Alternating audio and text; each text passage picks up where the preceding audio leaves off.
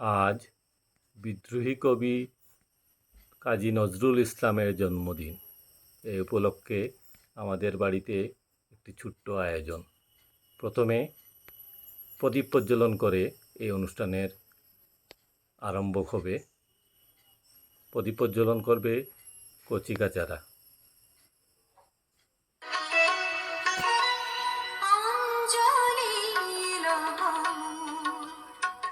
সঙ্গীতে অঞ্জলি প্রদীপ শিখা সম কাঁপিছে প্রাণ মন, প্রদীপ শিখা সম কাঁপিছে প্রাণ মন, তোমারে সুন্দর বন্দিতে সঙ্গীতে সঙ্গীতে অঞ্জলি